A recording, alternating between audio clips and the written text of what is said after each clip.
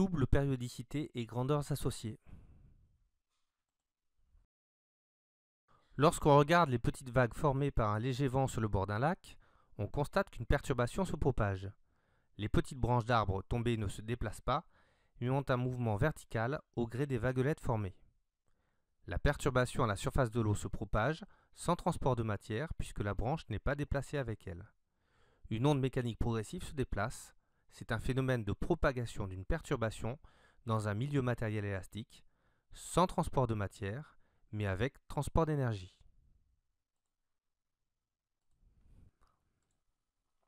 Observons plus attentivement la position du morceau de bois en fonction du temps. On constate qu'il revient à une position identique à intervalles de temps égaux. Ce phénomène est périodique. Représentons l'allure de la courbe d'élongation de la surface de l'eau en fonction du temps pour une position donnée, celle du morceau de bois. On parle de représentation temporelle. La perturbation passe par instant par une élongation maximale au-dessus du niveau moyen de l'eau. Cela se traduit par un maximum sur la courbe. À d'autres instants, elle passe par une élongation maximale sous le niveau moyen de l'eau, ce qui se traduit sur la représentation temporelle par un minimum.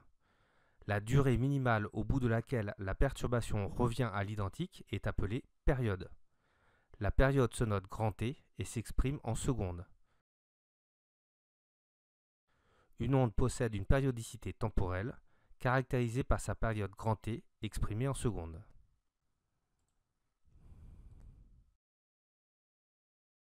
Revenons à notre morceau de bois flottant sur l'eau. On constate que durant une durée correspondant à une période, c'est-à-dire la durée pour que le morceau de bois revienne à une position identique, l'onde se déplace d'une distance toujours égale. Cette distance est caractéristique de l'onde. Elle se nomme longueur d'onde. Elle se note lambda et s'exprime en mètres. Représentons l'allure de l'élongation de l'onde en fonction de sa position pour un instant donné. On parle de représentation spatiale. Lorsqu'en un point donné, l'élongation est maximale au-dessus du niveau moyen de l'eau, on observe un maximum sur la courbe. Lorsqu'on observe en une position donnée une élongation maximale sous le niveau moyen de l'eau, on observe un minimum sur la courbe. On constate d'après cette représentation que l'onde est périodique spatialement. La longueur d'onde lambda, exprimée en mètres, est ici repérée par la distance représentant un motif élémentaire sur la représentation graphique. Une onde mécanique possède une périodicité spatiale caractérisée par sa longueur d'onde lambda exprimée en mètres. Quelle relation existe-t-il alors entre la période grand T et la longueur d'onde lambda? L'onde mécanique se déplace avec une vitesse nommée célérité et notée petit v. Reprenons une formule connue depuis longtemps. V égale d sur delta t. Pour une durée delta t équivalente à la période grand T, nous avons vu précédemment que la distance petit d parcourue correspond à la longueur d'onde lambda. Il vient alors V égale lambda sur t. Dans cette relation, la longueur d'onde est exprimée en mètres, la période en secondes et la célérité de l'onde en mètres par seconde. Retenons qu'une onde mécanique périodique possède une double périodicité, une périodicité temporelle d'une part, caractérisée par sa période grand T exprimée en secondes, une périodicité spatiale d'autre part, caractérisée par sa longueur d'onde lambda exprimée en mètres.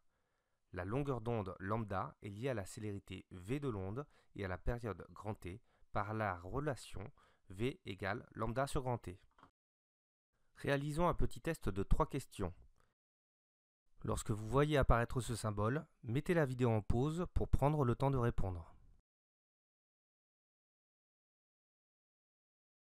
Laquelle de ces 3 représentations temporelles possède la plus grande période?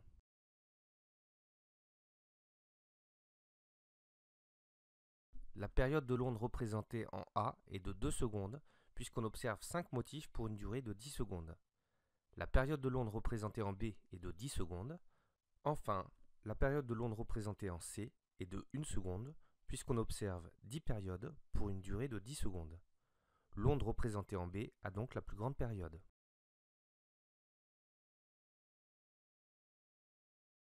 Sur la représentation spatiale présentée ci-dessous, quelle est la longueur d'onde?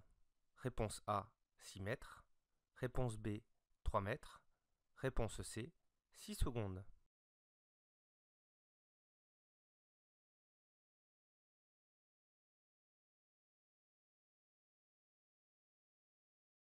La longueur d'onde est la distance parcourue par l'onde pendant une durée correspondant à la période grand T. Elle s'exprime donc en mètres. La réponse C ne convient pas. On observe 5 longueurs d'onde pour 30 mètres. La longueur d'onde vaut donc 30 que divise 5 égale 6 mètres. La bonne réponse est donc la réponse A.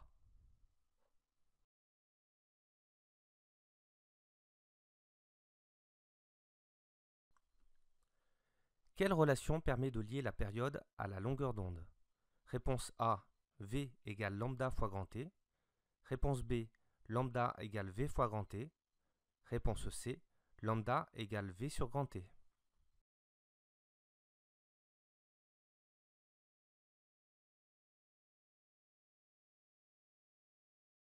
Dans le cours, nous avons vu que la longueur d'onde et la période étaient liées par la relation V égale lambda sur grand T. On en déduit donc que lambda égale V fois grand T. La bonne réponse est donc la réponse B.